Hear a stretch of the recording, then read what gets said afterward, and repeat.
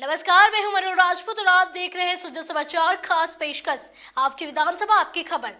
इस विशेष बुलेटिन में हम आपको दिखाएंगे आपके क्षेत्र आपकी विधानसभा से जुड़ी वो तमाम खबरें जो मुख्यमंत्री श्री भजनलाल शर्मा के नेतृत्व में प्रदेश के विकास, सुशासन और जन कल्याण की कहानी कहती है। सलूंबर जिले में राजस्थान सरकार की 2 साल पूरी होने के उपलक्ष्य में आयोजित सुशासन पखवाड़े के तहत सुशासन रथ सराड़ा मंडल की ग्राम पंचायतों में पहुंचा। एलईडी रथ के माध्यम से ग्रामीणों को सरकार की विभिन्न योजनाओं और विकास कार्यों की जानकारी दी गई। जनता ने उत्साह के साथ रथ का स्वागत और सत्कार किया। इस अवसर पर सभी जनप्रतिनिधियों ने सरकार की 2 साल की उपलब्धियों के बारे में ग्रामीणों को बताया और जनता ने अपने क्षेत्र की समस्याओं के पत्र जनप्रतिनिधियों को सौंपे। इससे ग्रामीणों में सरकार के कामों को लेकर सकारात्मक रुझान देखने को मिला। देसोरी पंचायत समिति क्षेत्र की नाडोल, कोटड़ी और केसुली ग्राम पंचायतों में मुख्यमंत्री श्री भजनलाल शर्मा के निर्देशानुसार फॉलो अप शिविर आयोजित किया गया। शिविर में नाडोल प्रशासक फूल कुंवर राजपुरोहित ने आमजन की समस्याओं को गंभीरता से सुना और उनका त्वरित समाधान किया। ग्रामीणों और अधिकारियों ने जनहित में इस पहल के लिए मुख्यमंत्री भजनलाल शर्मा का आभार व्यक्त किया। सड़क दुर्घटनाओं में कमी लाने के उद्देश्य से चलाए जा रहे सड़क सुरक्षा सप्ताह के अंतर्गत सुमेरपुर में शिलान्यास और जागरूकता कार्यक्रम का आयोजन किया गया। कार्यक्रम में स्थानीय विधायक, कैबिनेट मंत्री और राज्य मंत्री श्री ओटाराम देवासी की गरिमामयी उपस्थिति रही। इस अवसर पर परिवहन विभाग ने आमजन को हेलमेट वितरित किए और सड़क सुरक्षा नियमों की जानकारी दी। इस दौरान अधिकारियों ने बताया कि नियमों का पालन करने से सड़क दुर्घटनाओं में कमी लाई जा सकती है और जीवन की रक्षा संभव है। कार्यक्रम में उपस्थित लोगों ने सड़क सुरक्षा सप्ताह की शपथ भी ली। सभी ने स्वयं नियमों का पालन करने, हेलमेट और सीट बेल्ट का नियमित उपयोग करने और दूसरों को भी जागरूक करने का संकल्प लिया। मांडल विधायक श्री उदयलाल भड़ाना ने अवैध कोयला भट्टियों के संचालन को लेकर प्रशासन पर कड़ी नाराजगी जताई। उन्होंने उपखंड अधिकारी संजना जोशी और तहसीलदार श्री उत्तम जांगीर से पूछा कि जब मुख्यमंत्री श्री भजनलाल शर्मा ने अवैध भट्टियों पर रोक लगाई थी तो मांडल में 700 से अधिक भट्टियां कैसे चल रही थी। विधायक श्री भड़ाना ने स्पष्ट किया कि न तो वे और न ही कोई अन्य जनप्रतिनिधि इन अवैध भट्टियों से जुड़े हैं। उन्होंने कहा कि यदि भट्टियों के संचालन में किसी तरह का लेन देन हो रहा है तो इसे सामने लाया जाए।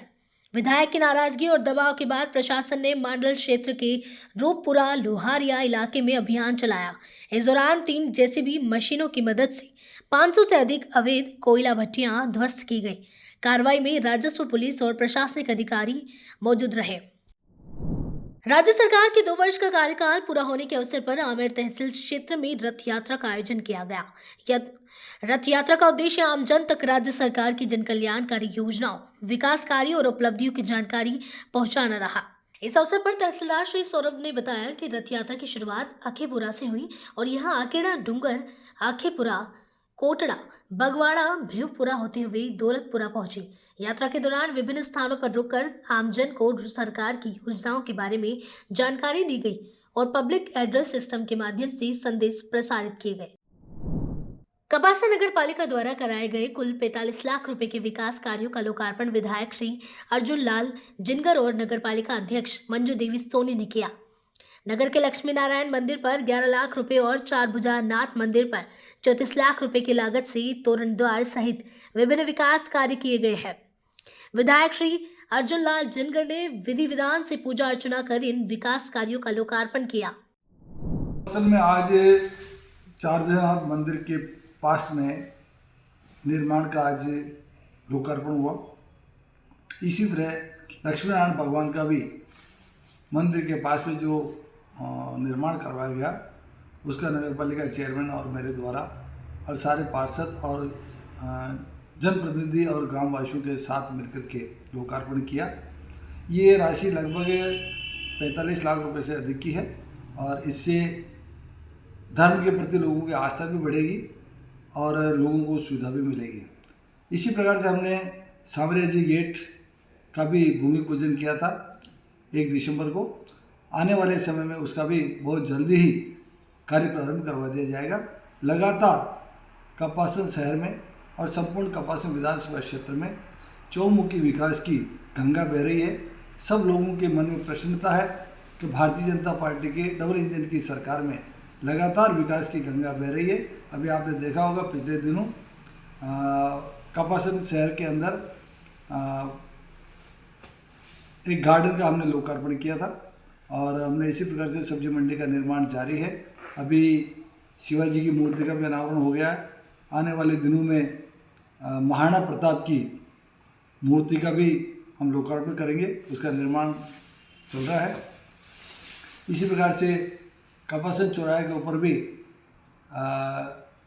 एक अच्छा चौराहा हम डेवलप कर रहे हैं जिस पर गौ माता की मूर्ति का अनावरण होगा। इस प्रकार से कपासन और कपासन के बाहर भी, चाहे सड़क लो, शिक्षा लो, चिकित्सा लो, ऊर्जा विभाग लो, लगातार किसी न किसी रूप में विकास की गंगा बह रही है और लगातार भजन लाल जी शर्मा और देश के यशस्वी प्रधानमंत्री नरेंद्र जी मोदी ने जो हमको विकास के लिए बजट उपलब्ध कराया है, उसके लिए हम उनको आभार व्यक्त करते हैं और आशा करते हैं कि इसी प्रकार से आगामी बजट भी हमारे कपासन विधानसभा क्षेत्र को अच्छा मिलेगा। अभी वर्तमान में 1000 करोड़ रुपए से ज़्यादा के विकास कार्य चल रहे हैं कपासन विधानसभा में और आने वाले समय में भी अच्छा बजट हमारी सरकार हमको देगी। धन्यवाद। प्रदेश सरकार के 2 वर्ष पूरे होने के अवसर पर चूरू में सूचना केंद्र में जिला स्तरीय विकास प्रदर्शनी आयोजित की गई। इस अवसर पर विधायक श्री हरलाल सहारण सहित अन्य जनप्रतिनिधियों ने प्रदर्शनी का अवलोकन किया और जिले में हुए विकास कार्यों की झलकियों की सराहना की। विधायक ने कहा कि यह प्रदर्शनी जिले में हुए विकास कार्यों का सजीव चित्रण है और भजनलाल सरकार प्रदेश तथा चूरू जिले में विकास के नए आयाम स्थापित कर रही है। एपीआरओ श्री मनीष कुमार ने प्रदर्शनी में लगाई गई विषय वस्तु का अवलोकन कर विकास कार्यों की जानकारी दी। प्रदेश सरकार के 2 वर्ष पूरे होने के अवसर पर धौलपुर जिला मुख्यालय स्थित मातोश्री कमला गोयनका टाउन हॉल में महिला सम्मेलन का जिला स्तरीय कार्यक्रम आयोजित किया गया। कार्यक्रम में चूरू विधायक श्री हरलाल सहारण और अन्य जनप्रतिनिधि व अधिकारी मौजूद रहे। कार्यक्रम में दिव्यांगों को श्रवण यंत्र और स्कूटी वितरित की गई। इसके अलावा राजीविका महिलाओं को ऋण वितरण के चेक दिए गए और लाड़ो प्रोत्साहन योजना के तहत 4 लाड़ो बेटियों का जन्मोत्सव मनाया गया। अंता में नगर पालिका चेयरमैन श्री रामेश्वर खंडेलवाल के अंतिम कार्यकाल के दौरान शहरी समस्या समाधान शिविर आयोजित किया गया। इस शिविर में 66 लोगों को पट्टे वितरित किए गए। इस मौके पर चेयरमैन श्री खंडेलवाल ने कहा कि सरकार की योजनाओं का लाभ ज्यादा से ज्यादा लोगों तक पहुंचे, इसके लिए नगर पालिका पार्षदों और जनप्रतिनिधियों को लोगों को जागरूक करना चाहिए। उन्होंने यह भी कहा कि सभी पार्षदों ने पूरी ईमानदारी और लगन से अपने कार्य किए हैं, जिसके कारण नगर का विकास संभव हो सका है। काम करने के मामले में आपको काम लेना है केवल, और इन्होंने ईमानदारी से इस छोटे से कार्यकाल में इतना काम किया है, इतना ये आपको नजर आ रहा होगा। और इसके साथ साथ ही मैं आपसे एक निवेदन और करूं कि हमारे 35 पार्षद जीत कर आए और पूरे कार्यकाल में सभी पार्षदों का अभूतपूर्व स्नेह प्राप्त हुआ।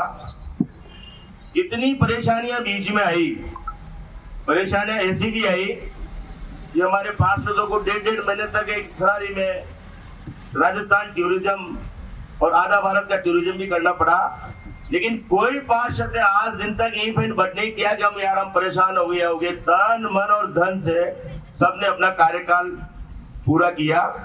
मैं आप सबका बहुत आभारी हूं और हमें चाहते हैं कि ऐसे पार्षद चुन के आए, ऐसे पार्षद चुन के आए ताकि अपने गांव का नाम रोशन करें, अपनी पार्टी का नाम रोशन करें।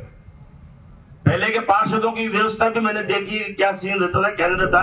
सरकार की जो योजना है, कई सारी योजना है, हमने देखा इसमें सरकार ने कई सारी तरह से आम जनता को समाधान करने का प्रयास किया, लेकिन ये अभियान तो बहुत पहले स्टार्ट हो गया था, लेकिन उस टाइम हमारे हल्का क्षेत्र में उपचुनाव में आचार संहिता लगे जाने के कारण हम उसका लाभ नहीं ले पाए। लेकिन फाइनली गवर्नमेंट ने लास्ट में 2 साल पूरे होने के उपलक्ष्य में 8 दिन के लिए ये अभियान दोबारा चालू किया। इस अभियान में गवर्नमेंट ने कई प्रकार की छूट दी। जनरली जो पट्टे हम बनाते थे उसमें लगभग 50% तक गवर्नमेंट ने छूट दी गई है। जैसे कि हम 16 में पट्टे बनाते थे तो उसमें पहले 200 वर्ग मीटर की रेट थी, लेकिन अब वो रेट 100 रुपए वर्ग मीटर की कर दी गई है। तो मेरा यही कहना है कि अभी भी इस योजना में 4 दिन 5 दिन बाकी है, लगभग 25 दिन तक और चलेगी। तो ज्यादा से ज्यादा लोग इस सरकार के जो कार्यक्रम का उसका लाभ ले। अंता में नगर पालिका चेयरमैन श्री रामेश्वर खंडेलवाल और जनप्रतिनिधि श्री नरेश सिकरवाल ने नंदी गौशाला का विधिवत लोकार्पण हवन यज्ञ के साथ किया। कस्बे में लंबे समय से आवारा मवेशियों की समस्या बनी हुई थी और इस कारण कई और लोग घायल भी हो चुके थे। नगरपालिका चेयरमैन ने इस समस्या को गंभीरता से लेते हुए गौशाला का निर्माण कराया। अब गौशाला बनने के बाद आवारा मवेशियों को सड़क पर भटकना नहीं पड़ेगा और लोगों को भी इनसे निजात मिलेगी। राज्य सरकार के 2 वर्ष पूरे होने के उपलक्ष्य में मुख्यमंत्री श्री भजनलाल शर्मा ने धौलपुर जिले में आयोजित राज्य स्तरीय महिला सम्मेलन में विभिन्न कल्याणकारी योजनाओं के लाभार्थियों को डीपीटी के माध्यम से लाभ हस्तांतरित किया। बूंदी जिले में जिला स्तरीय कार्यक्रम नेनवा रोड स्थित शगुन होटल में आयोजित किया गया। इस कार्यक्रम में राज्य स्तरीय सम्मेलन से वर्चुअल जुड़ाव भी था। कार्यक्रम में लखपति दीदी की योजना के लाभार्थियों को प्रतीकात्मक रूप से चेक वितरित किए गए। बूंदी जिले की 1035 लखपति दीदी को करीब 7 करोड़ 29 लाख रुपए हस्तांतरित किए गए।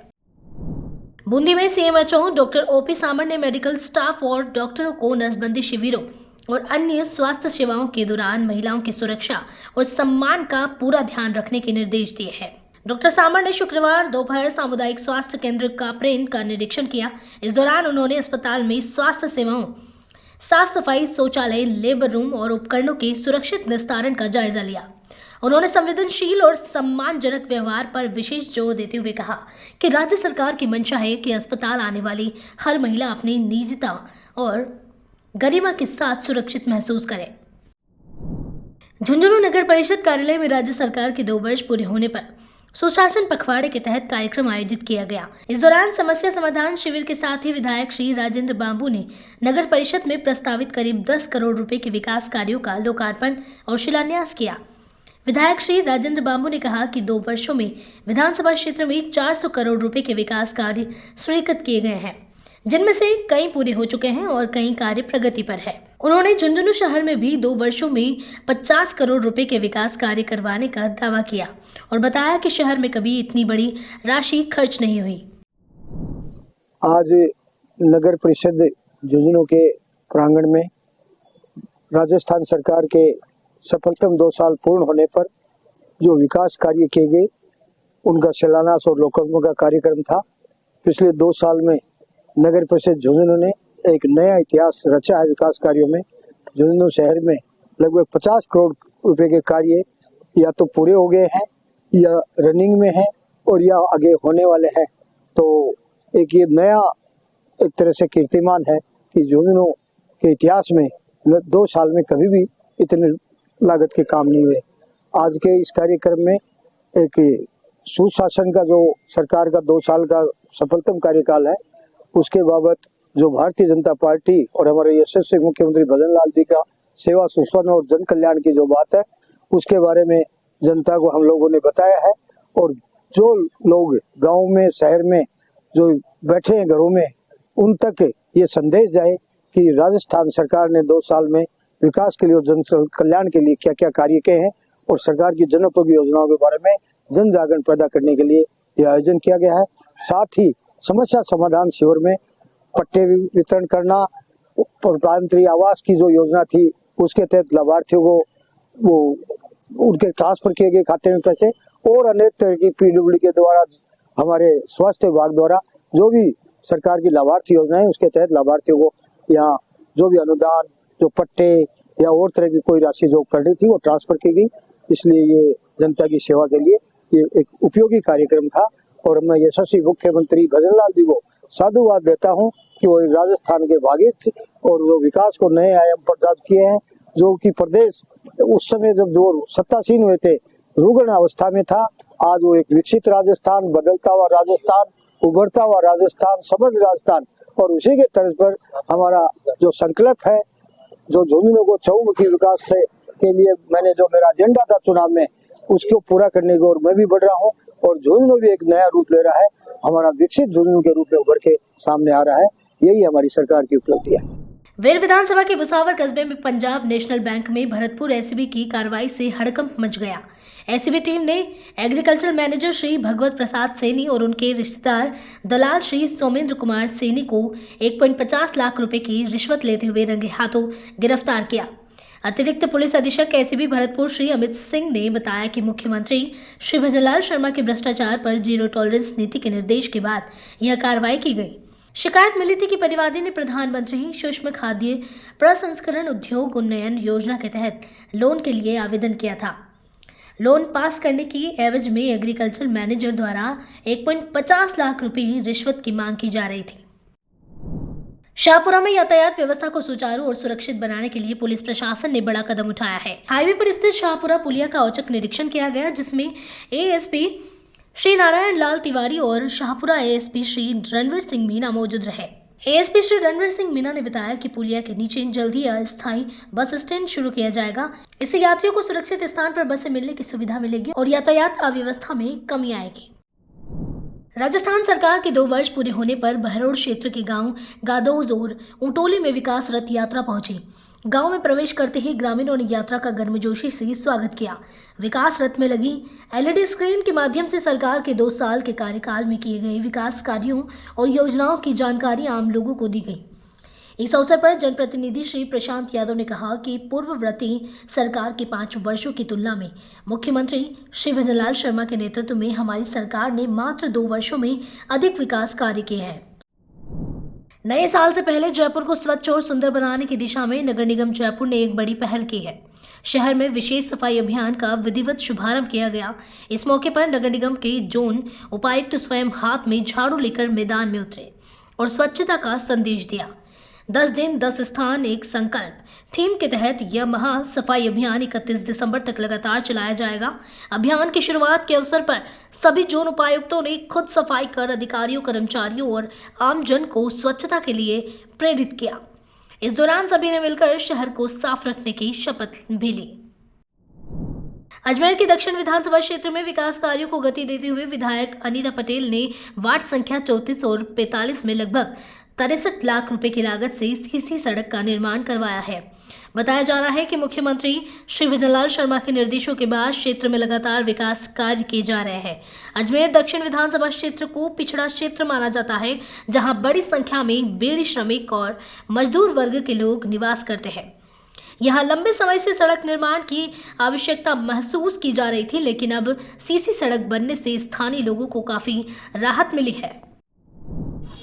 वार्ड नंबर 45 में श्रृंगार चौड़ी में 37 लाख रुपए की लागत से सीमेंट सड़कों का निर्माण कार्य प्रारंभ किया गया है। श्रृंगार चौड़ी जो बहुत पुराना क्षेत्र है और वार्ड नंबर 45 का मुख्य क्षेत्र है, यहाँ नालियाँ खराब थी, सीवरेज के कारण से सड़कें खराब हो गई थी। उन सड़कों के निर्माण का कार्य हमने हाथ में लिया है।